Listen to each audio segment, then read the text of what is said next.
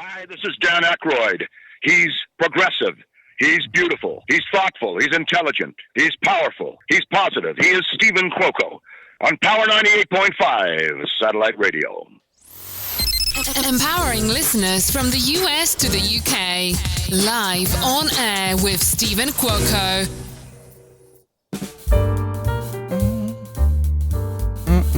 Well, good morning, good afternoon, or good evening. No matter where you are in the world, you are listening to Live on Air with Stephen Cuoco on Power 98.5 Satellite Radio and Biz Talk Radio.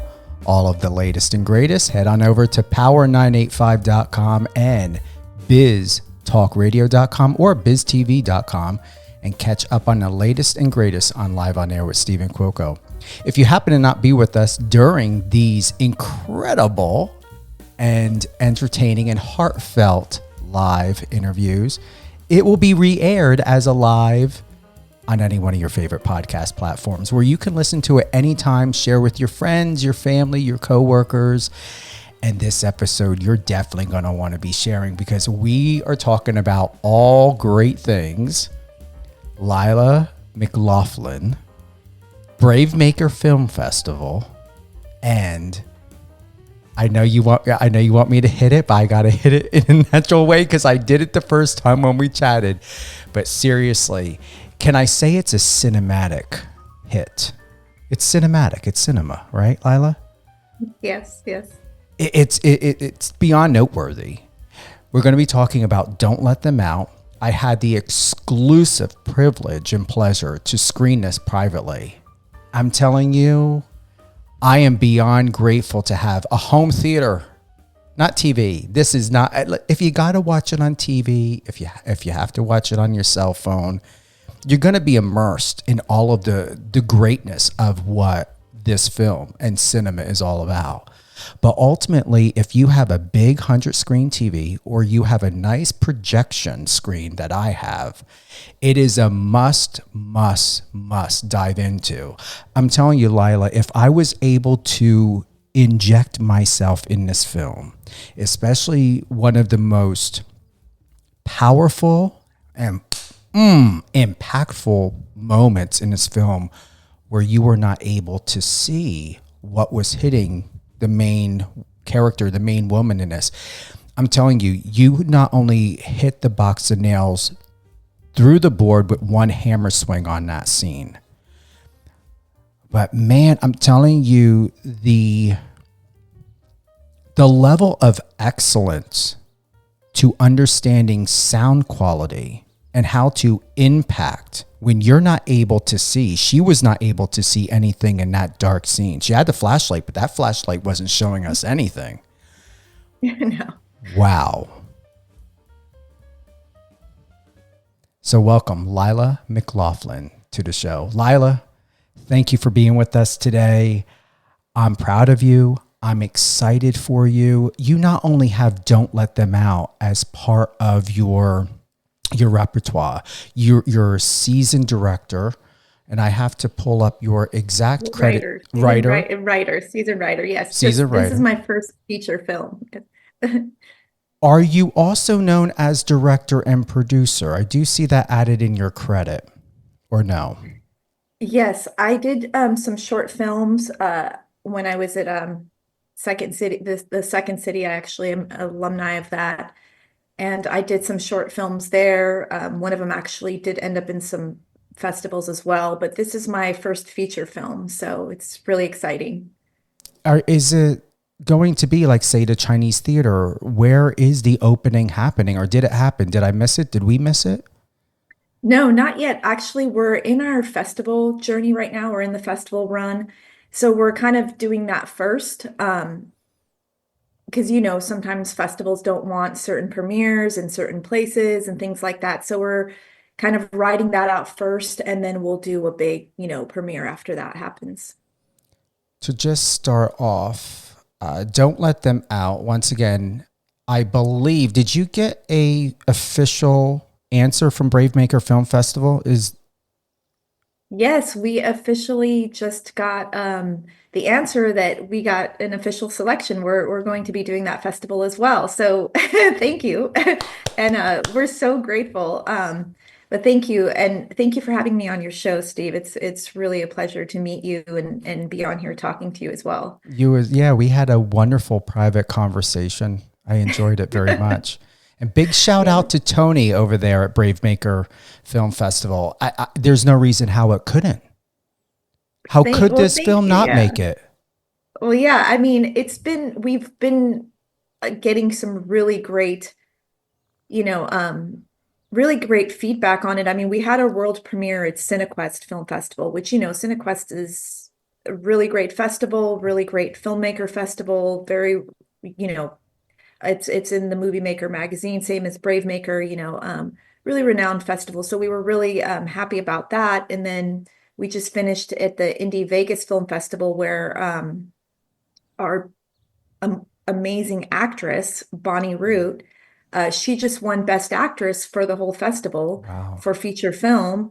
And that's not even a genre festival, it's an actual, everything festival. So it was a really amazing surprise, but not really a surprise because, I mean, you saw her performance. She's an amazing, award-winning, acclaimed actress. So, and a friend of mine. So, and also she helped produce this film as well with me. Um, so yeah, that was a really great thing to happen. And so the feedback that we're getting, being nominated, winning the awards, and we just started our festival run in March. So it's a really good sign of, that, the film's having a connection and some kind of impact, as you said, on people. This film is so extraordinarily brilliant that you can watch this without even listening to it, meaning that this could be a silent film. And it felt like a silent film, even with all of the sound and the movement. It's very crisp. It's clear. The definition does not need to be touched at all because it's so finite in a way.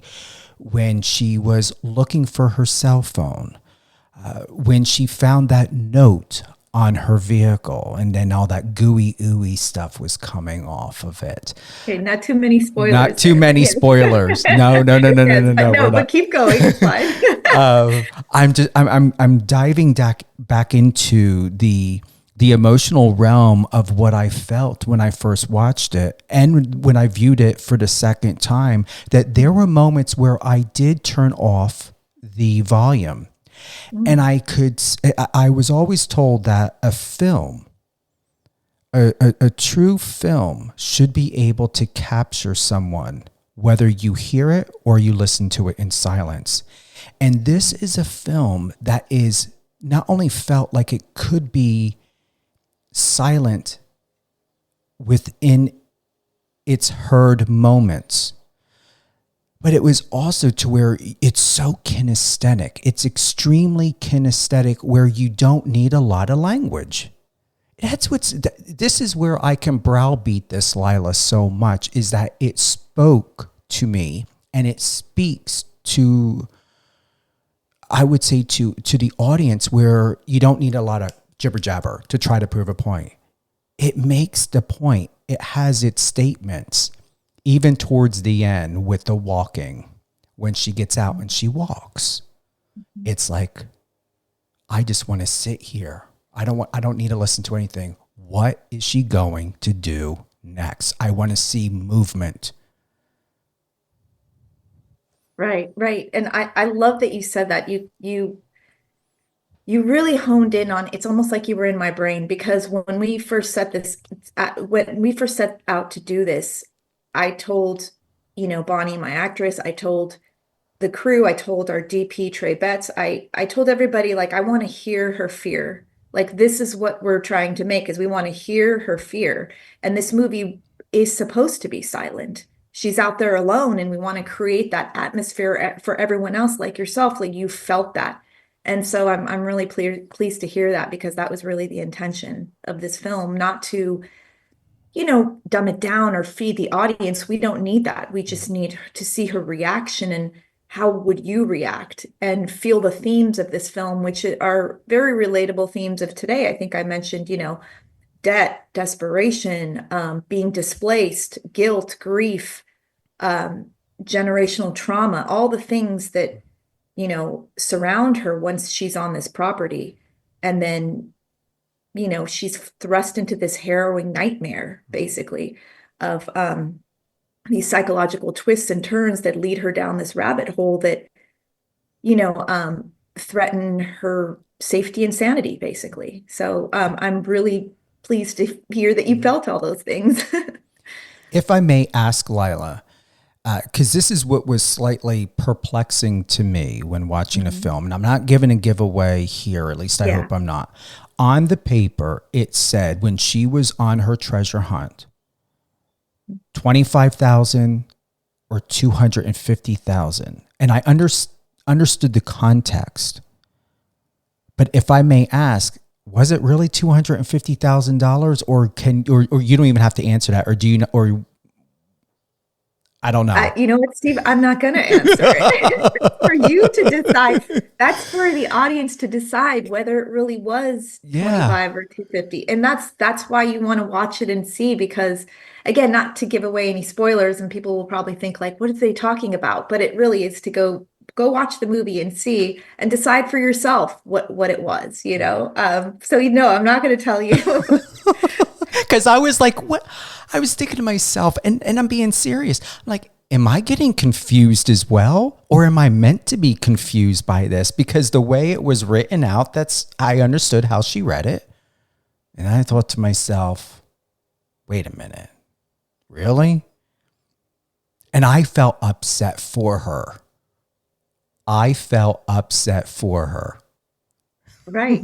Because you also don't know, is there more out there? Was that it? Yeah, there's a lot of questions. I mean, it's funny, when I was at Indie Vegas, this man came up to me after, and he was so taken by the movie. It was at the Galaxy Theater. It's almost like an IMAX screen. It was so huge, and, the scares hit everything. And he was so moved by it. He was like, there's more questions. And that's what I love about it, is there's more questions than answers.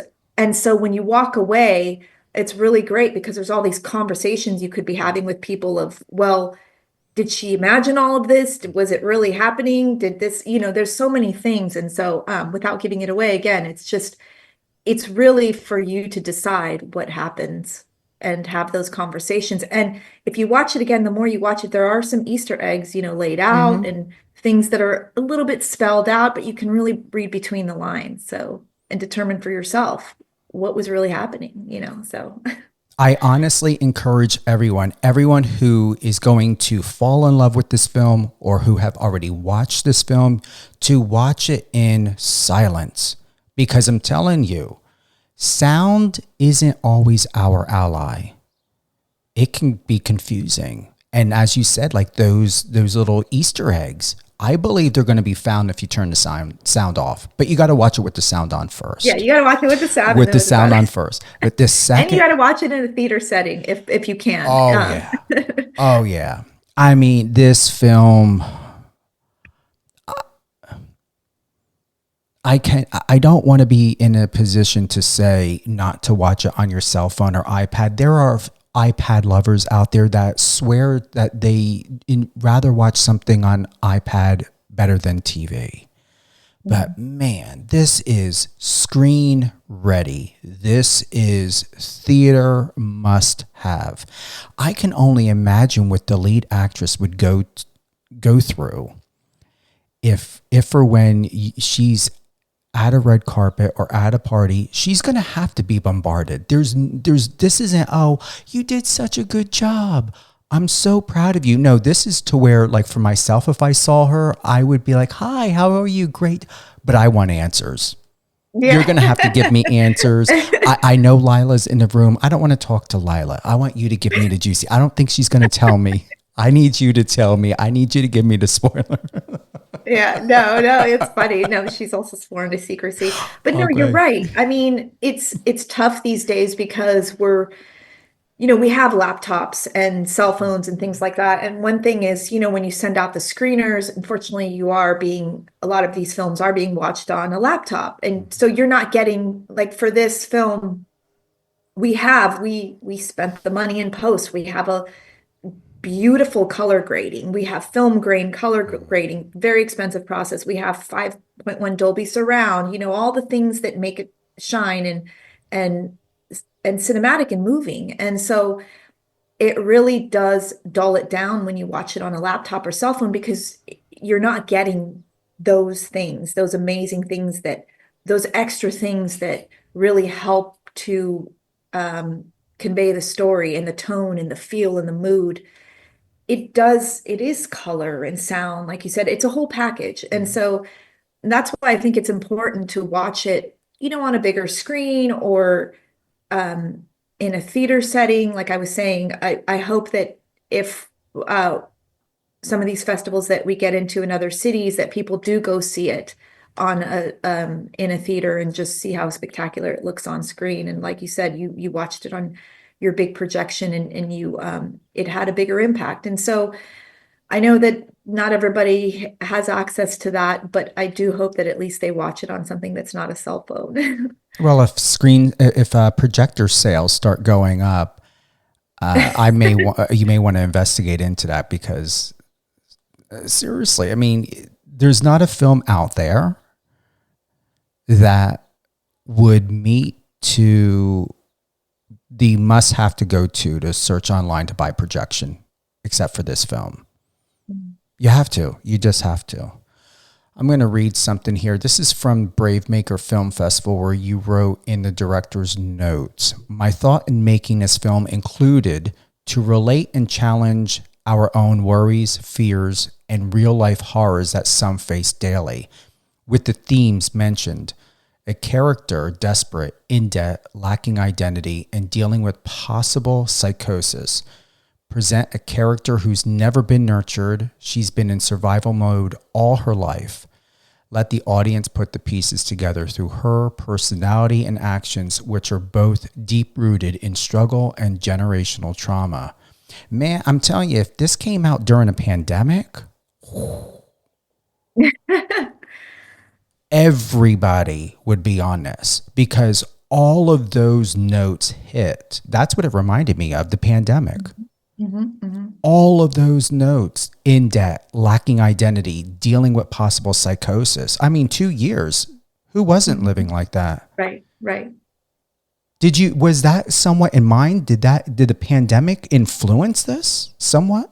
Yes, I mean, it was kind of written before the pandemic. I just and put it away. But yes, the pandemic, I did bring out this and other material that I really polished up. And I wanted to shoot this for that reason. I wanted to direct this for that reason myself, because I really felt it. Yes, like during the pandemic, there was a moment where you don't even know if we had an industry anymore. The entertainment industry was really it was struggling, and it could have been like a non-existent thing anymore. And so you start to question yourself, well, what would I do? Because this is what I love to do. What else could I do? What else would I want to do?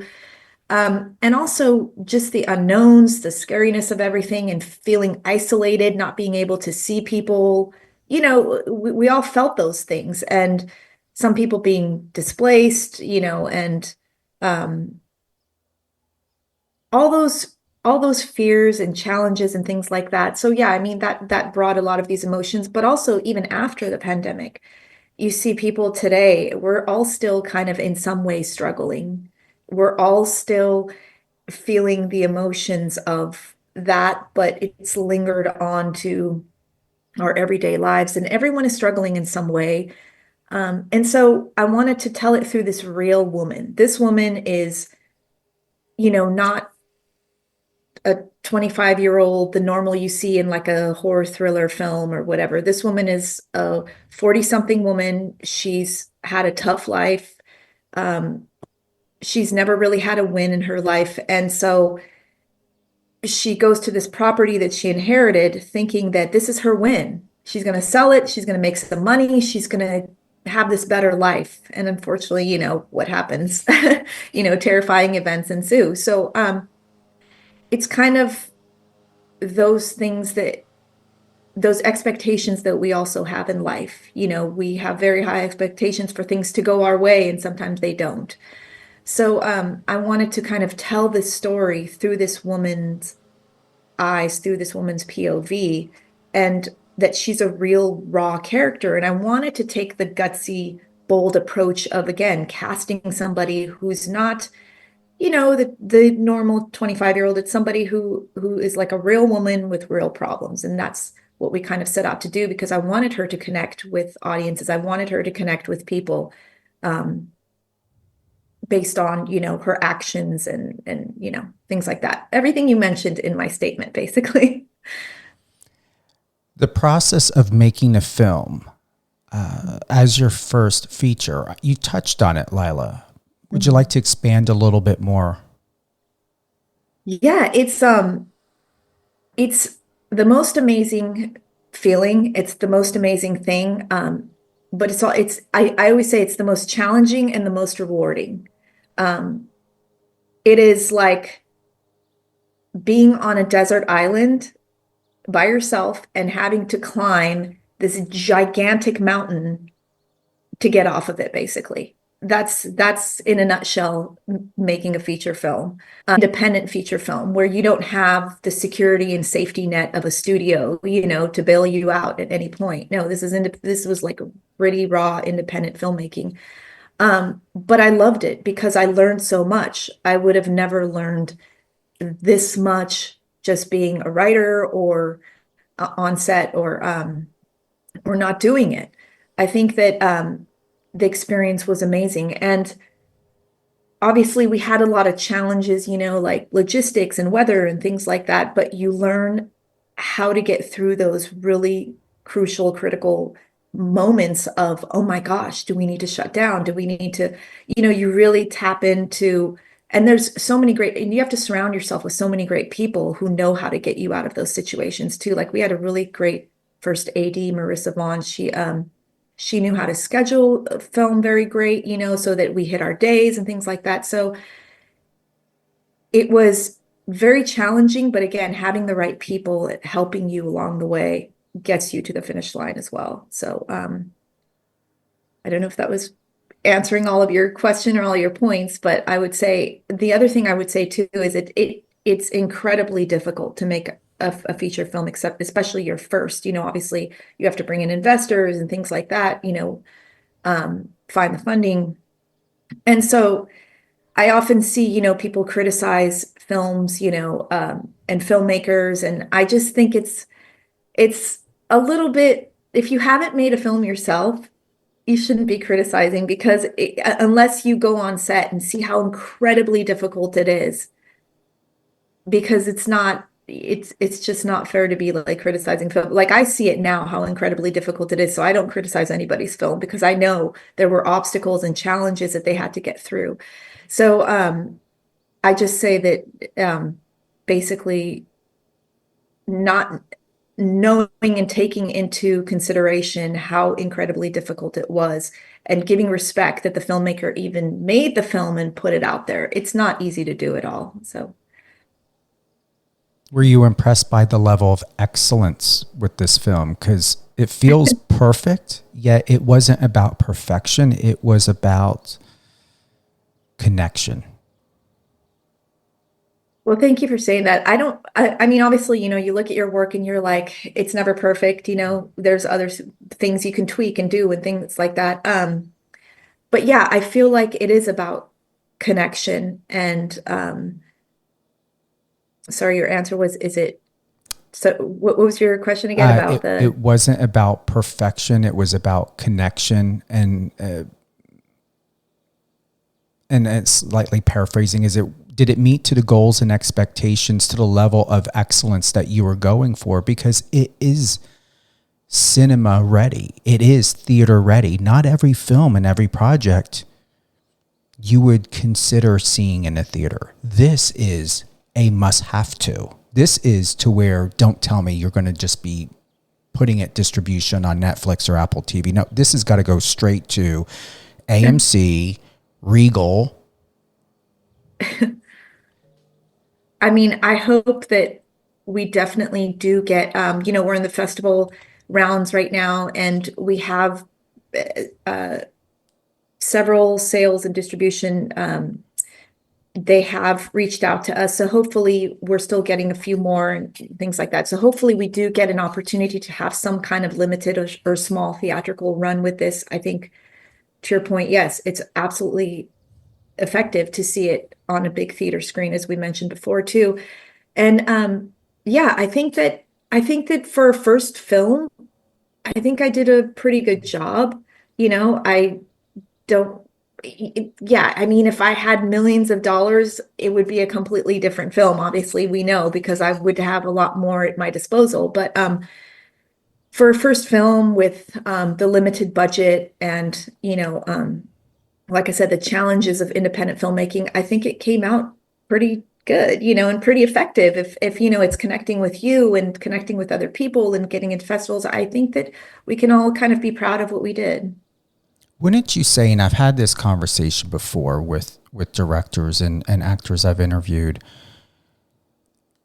isn't it a bit cliche to think you need millions of dollars to make a film when realistically there are people who make films, high quality films or short films, in 24 hours because there are festival runs of 24-hour film, and they look like it was $500,000 had been put into it, and I'm being told no, 5,000, 10,000, 8,000. So isn't it unrealistic to think that you need millions? My question is, millions of dollars to make a film. I think, correct. You don't need millions of dollars to make a film. You're right. You don't. I think there's two parts to this. One is that the people that make films for like you said, like some filmmakers can go out there with $10,000 and make a cinematic masterpiece. I think they're truly gifted and I respect them. I think to do something like that is almost impossible. And the fact that they can pull it off and do it is incredible. And I applaud them. I think it's the industry that really kind of, and the buyers that have an expectation of a film looking a certain way, or if it wasn't made for millions, then is it even worth, us buying it and selling it, and things like that. So it could just be something like that, where there's an expectation that if a film is not made for millions, then is it any good? But like you said, as we're seeing, you don't have to, from the filmmaker's point of view, we don't have to have millions of dollars.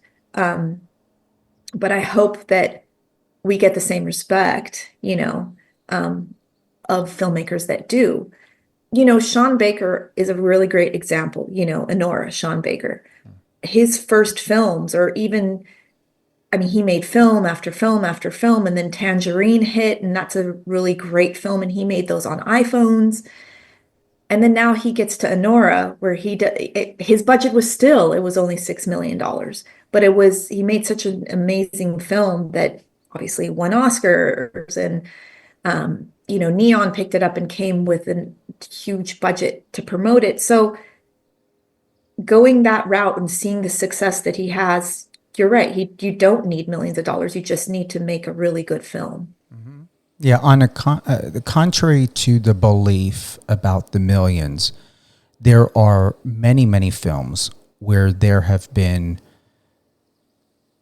a gross amount of money put into it and it flopped. Oh yeah. Flop. Mm-hmm. So it's like, what's the point? And I just think and believe for upcoming filmmakers, those that are currently in university, getting out of university, probably graduating as we're talking right now, and in general, that's a lot of stress to put on someone to go to university, get training, or even if someone's learning on YouTube, there's a lot of amazing film directors and producers out there that just watch YouTube, or they're watching films like yours and they're wanting to find out how can they emulate your level of excellence. So for what it's worth, I say follow your own chord of what and where your sound moves you. and you can't go wrong in your project. You know, Don't Let Them Out proves that. When we look and consider, Lila, your writing background, and you're known for writing in different genres, what are you most drawn to? And where does your reflection allow you to either escape from yourself, not purposely, but escape from yourself to find other additional layers and persons of who Lila McLaughlin is? How often do you go there in your writing? Well, okay, so my writing background, I mainly, started out writing comedy. I love writing comedy. I'm an alumni I mentioned is the Second City. I can write rom-coms, I can write broad comedy, I can write grounded, every type of comedy. I love it. I've been successful at it. I've sold comedy, so I'm good at it. I know that world very well. I think that is a really kind of grounding space for me to write comedy. But what happens was you also want to challenge yourself. So I started writing other genres because you don't want to just also be writing the same thing over and over again. And so I kind of started writing action and action thriller, and I noticed I was good at that too. I had a script called Sinkholes that has, gone around and actually is still going around right now, and that's an action thriller. And then from there, I kind of surprised myself by writing this one. This is a psychological horror thriller, but again, it's challenging yourself and not staying stagnant in just one genre, I think is important. But the main thing is finding a story that really resonates with you and then wanting to tell that. So everything can have its moment. Obviously, if you're writing sci-fi or whatever, there has to be something grounding, whether a character or the story, something that connects and resonates with people. And I think that's where I find kind of my truth in writing is, who's this character? Why am I telling this story? What are they struggling with? What are the themes that I'm trying to put out there that connects with other people that say, I see myself in this guy? Which actually happened to me several times. I had a romantic comedy script about this guy who's struggling with the fact that all his friends are growing up and having children and kind of alienating his space of, he's losing his friends to parenthood. And I had many, many, studio execs who read that and said, oh my God, I see myself in this guy, type of thing. So having that, people saying that and reading those types of reading my scripts and saying that to me, it just feels good, because it feels like, oh my gosh, I'm tapping into something that they also have felt in their lives. So yeah, I hope that answers your question, but I've really found that getting out of my comfort zone is now my thing, and to write different genres. I still love comedy, I still write it, but I've noticed that I actually now love the horror thriller space, and I love the thriller space. It challenges me in a way that's exciting. So yeah. I should remember her name off the top of my head, and you may know it. I would enjoy watching a film of yours, Lila, that has the actress in it that was in Pearl. Do you know who I'm talking about? No. Who is the actress in All right. Pearl? I'm going to go ahead. Let's Google. I love my Google. Pearl film. And I hope I don't chop up her name. Where is she? Mia Goth. Oh, yes. Oh, I love Mia Goth. Yeah. You have her like all over you, the energy and vibe. Oh, really? Well, if she's listening. I want to see a film of yours. Yeah, with we Mia love you. Goth. Yeah. Yeah. Yeah. Mia Goth. Seriously, anyone who's listening to this, come on now. I know I got producers and directors and people listening. I don't know if Mia's representatives are, but we can reach out. Yes. Yeah. I would love that. No, she's amazing. Yeah. No, I would love to do, yeah, anything with an actress like her or similar for sure. You wrote, when did you write this? This was February 19th, 2024. I've always been a storyteller, writing short stories or scenes all through my youth to teen to adult years. In college, I went with a traditional major, political science, having no connections to the entertainment industry.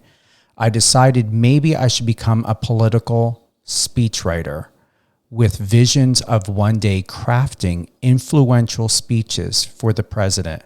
But after taking a few film classes, I added film as part of my major.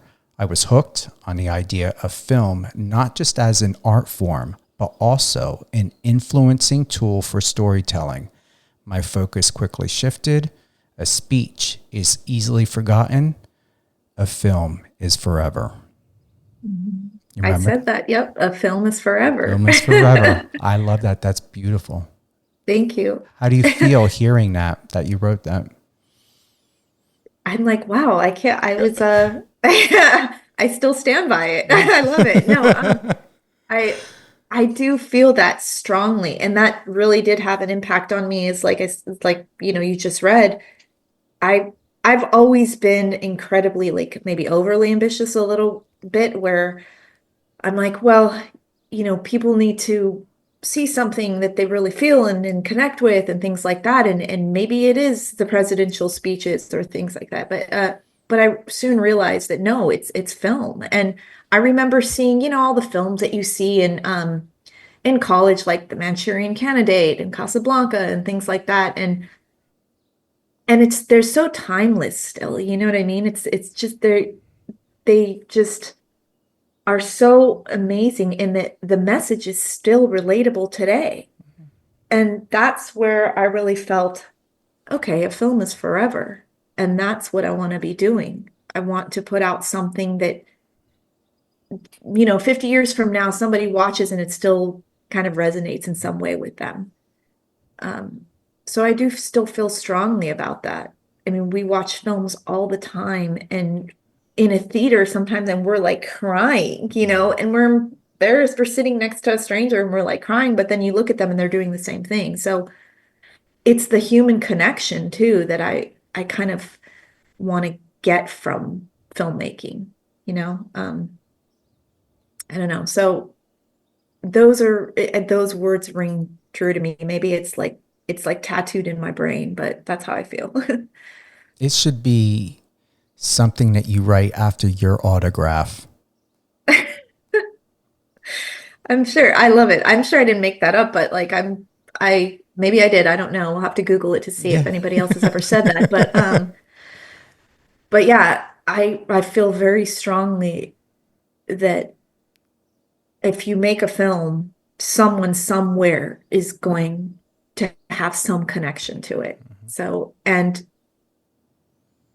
like I always say, like people own buildings or restaurants and then they sell them and then you never know who was there, who lived there, who had a business there. But like a film, it's like you look at these old films from like the 30s or 40s and you see like who was the makeup artist or who was, like the set decorator. I mean, it's these people that made these films come to life, and it's a film is forever. It truly is.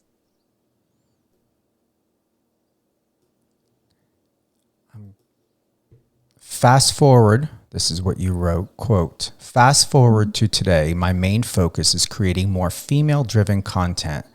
I've mainly written comedy. It's what I've told, it's what I've sold and optioned the most. But what also sets me apart is that I have recently written other genres, drama, thriller, horror, sci-fi, that have gotten equally praised, which made me realize that it doesn't matter what genre you may be good at writing. What matters is to just write a good story. Yes, that's true. And to like you were saying, anybody in college or going to film school or even just starting their career or even, years in their career, we always say like it's the story that matters. I mean, Hitchcock did say the most important thing is the script, the script, the script, remember? And so to me, it just feels like without the script as your blueprint and a really good story, how is it going to transfer onto the screen? So you really have to have a really great script and a really good story and really put like your heart and soul into it. And research. A lot of my work is research, because I need to know how people think, how they would react to certain things. I'm not a 35-year-old white male, but how would that person react to certain things? Like going and being around people who, hearing them talk, listening to, like your friends or strangers or things like that. It's a lot of research, whether it's like out in the field research or like Googling research. Like it's a lot of that as well. And going back to the other thing, that quote was, what was the other part of it? You said writing the different genres. Yeah, I explained that different genres, it's getting outside of your comfort zone and really, if you're good at comedy, write comedy, but if you feel like you're good at something else, also writing whatever story you feel is powerful and talking to you in that moment as well. As a writer, I would start a tour around Los Angeles, going to Comedy Store or Laugh Factory to see a good stand-up show. There's also Largo, where lots of comedic actors or actresses host group stand-up shows that are always amazing to see. I like to also take them shopping at two of my favorite bookstores, Book Soup in Hollywood. That's from the interview. Yes. Yeah. Yes. Those are just little LA spots. But yeah, I think kind of immersing yourself in, like I was saying, immersing yourself in the city, the community, like it helps to kind of like open those creative, doors in your mind and your head, and to really start to think of like, how do people, what do they do? How do they act? How do they eat? So, and then kind of like things will start to spark. That's how the story, that's probably what that article is from, right? It's from your Shout Out LA article. Oh, yes. I learned a lot of good things about you, a lot of good gems, even reading this and seeing your reaction, your response. Because once again, this was back in February of 2024. So that was over a year ago, right? That was right. Yeah, that was right before we shot this movie. I mean, we shot this movie in March of 2024. Yep. This was February 19th, 2024. Yeah, that was when we were in the throes of still pre-production. It was, yeah, and we shot Don't Let Them Out in March 2024. We just finished it in March 2025. So that's the other thing too, was getting it done in such a quick manner was really a feat. I mean, it wasn't quick. I mean, it took a year, but still, usually sometimes films take much, much longer to come out. But I think it was important for me to continue and see it through, like have it not just sit and marinate, but really like I wanted to tell this story and have it come out and people see something that I've done and something that I've directed. The other thing too is you mentioned something about women's voices, and I think it's important behind the camera and in front of the camera. It's why a lot of my storytelling has kind of now touches more on female leads and things like that. I want to kind of tell those underrepresented stories and shine a light on those underrepresented voices. So like the next film I'm working on is actually a psychological thriller with a female lead again. And so it was important to kind of come at this from, okay, this was female written, this was female directed, this was female produced, and it's female starring.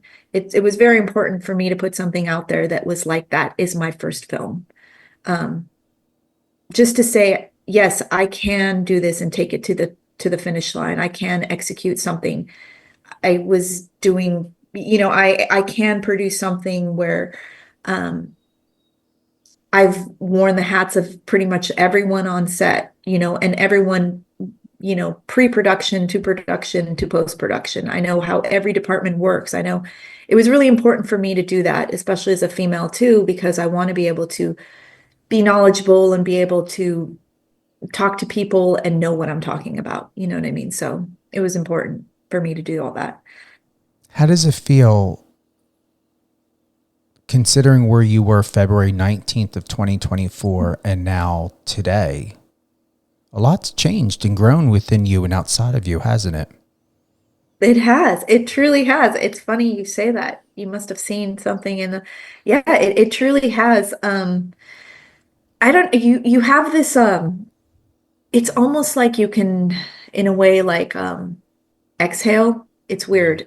I don't know how to explain it exactly, but it's like an exhale, you have this amazing, it's like your eyes are opened and how a movie comes together and what it takes. And then also your personal strengths and how it pushes you to go to the depths of areas where you didn't think you could do this, or, in some aspects, it makes you in a way surprised that you had this kind of strength to get through certain things that you didn't think you could get through. Like I said, there was a lot of challenges to making a film. It's not easy.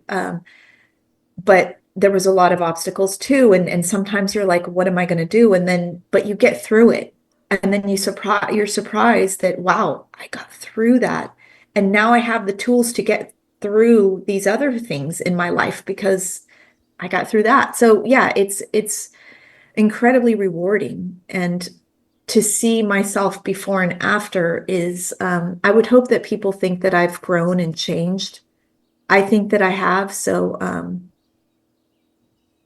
I think that is the takeaway, that I hope that people get to do something that is out of their comfort zone to really challenge themselves and grow from it too, and see it as a learning experience and a rewarding experience. Is there anything else before we close out, Lila? For those that are tuning in here on Live on Air with Stephen Cuoco on Power 98.5 Satellite Radio, we have writer, and you also carry the credit, if I may say it, of director and producer, Lila McLaughlin. I keep checking in with myself that I'm scared I'm going to chop up your last name. No. But I did it. I did a great job. No, you did not. It's good. It's almost like, can I have someone in this ear repeating the name over and over again so I don't mess it up? I believe in not chopping up someone's name. You never know how you can see it or read it. We touched on a lot of things, but I know it was important to you, and we've covered it a couple times, but just in case, Lila, once again, we've got writer and film director and producer Lila McLaughlin with us. Her latest and greatest film that is a must see. No matter how you watch it, just watch it. But if you can view it in a theater or theater setting, you have a projector, don't let them out. An extraordinary film, movement, impact. It's deliciously and profoundly intuitive and empathic.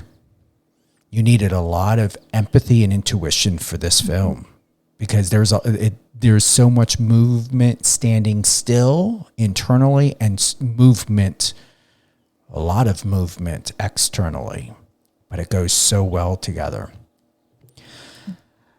Seeing it in the theaters, and then also at the same time, Lila, is there anything that you feel is extremely important in today's age, since we are now in 2025, compared to 2024 that you've learned, but you feel that it still needs talking points in general, whether it's women, it's equal collaboration? What should we still talk about when we think about filmmaking, watching it in theaters, but also being a great support system for each other?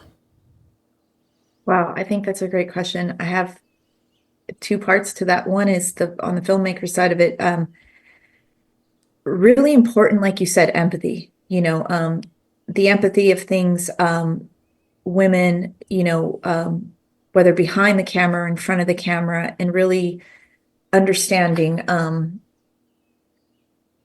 the whole, ageism thing. That a person doesn't have to be discarded if they're over a certain age. Like I said, my lead is a 40-something character, and she's just as relevant in a horror thriller or a psychological horror thriller, a real person with real problems.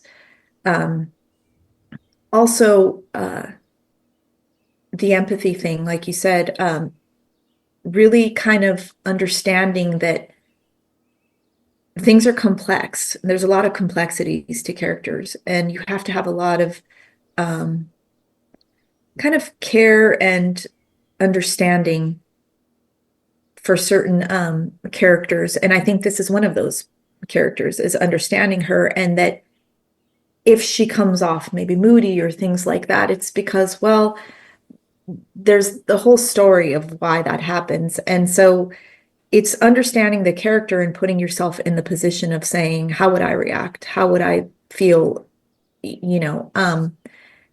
And those things kind of need to change, the judging, that this and that, the ageism, the sexism, obviously among the other big things. But really, I feel like being a little more open to those type of characters and not so shut off, letting them into your life, because you might connect with them somehow, and you might not know why or how, but you might connect with them in some way. The other thing too is I wanted to mention that it's really important as a filmmaker to have a really trusted village around you. We had a really great cast and crew. I'm so thankful and grateful for them. They worked so incredibly hard. Our crew was just so great at just getting through the challenges. They really brought their A game. But what I really also felt is filmmaking is a very lonely process, especially after the film is done. And then now you go into post. We had an amazing post-production team, very seasoned post-production studio team.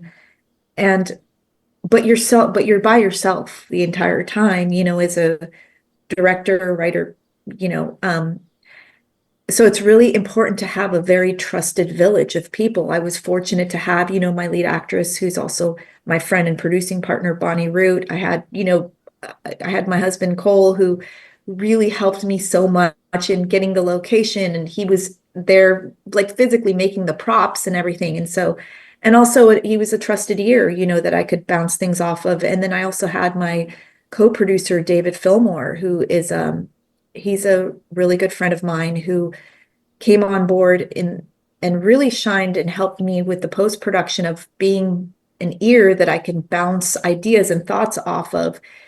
And these people were very trusted, and it's very important to have that in this process, or just in general, have these trusted people that you can go to, and they're not going to like sell you out. They're not going to like stab you in the back or sell you out or tell your, or look at you any different or judge you or think you're weak because you're asking them some question or that you should already know or things like that. I think if the takeaway is find your tribe, find your people, find your supporters, find your fans, and just make a really great film that comes from the heart. Don't chase the money, chase a really good story. That's what I would say. I love it. Thank you, Lila, for being a guest here on Live on Air with Stephen Cuoco. It's an honor. Congratulations on the film. Congratulations in making it to Brave Maker Film Festival here this year in 2025. Thank you so much, Steve. It was an honor and pleasure to talk to you as well. Thank you. And thank you to everyone. And remember, In order to live a fulfilling life, find people and be amongst people that are going to help you grow, that will challenge you, but challenge you in a good way. If you're not growing independently and amongst a community, change the scenery, change the location, change your thought, change your attitude. Either way, we are here to evolve. We're here to expand. We're here to learn. And we're also here to inspire. Enjoy your week. Friend us on your socials and let's connect.